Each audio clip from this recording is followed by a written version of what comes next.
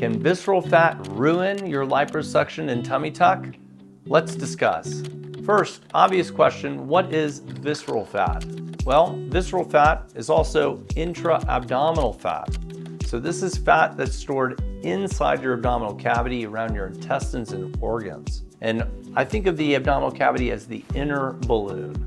This is as opposed to the outer balloon, which is the skin and fat just underneath the skin. And that's what we all think of as the fat on our stomach. But we also have fat on the inner balloon, and that's visceral fat. Next thing to know about visceral fat is that some people are more prone to storing fat inside their abdomen than other people. I'm a believer that everyone has a priority list on where their body wants to store fat as they age. For some people, it's in their thighs. For some people, it's in their stomach. Some people, it's on their back. And it's kind of a priority list, 1, then 2, then 3. For some people who tend to store it on the inside of their abdomen in that inner balloon, that tends to be the first place they'll store it and the place they'll hold on to it longest. So why should you care about visceral fat? Well, if you're prone to storing fat on the inside of your abdomen, cosmetic surgery is not able to get into the abdominal cavity to remove that fat, like liposuction or skin, where we can cut it off or suck it out if it's in the outer balloon. So if we can't remove the fat that's on the inner balloon, that inner balloon circumference may stay relatively large, and it's going to limit how flat you can make your stomach or the outer balloon.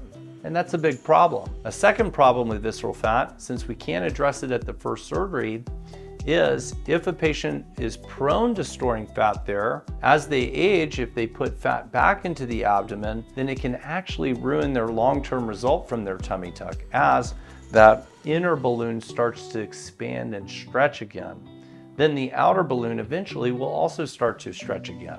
Want to know how to check yourself for visceral fat at home? Stay tuned. We're not going to cover it in this video, but we'll send another video your way and you'll figure out how to check yourself for visceral fat. So let's say we have some visceral fat. What can we do about it? Well, unfortunately, I can't do a whole lot about it other than have the patient lose significant weight.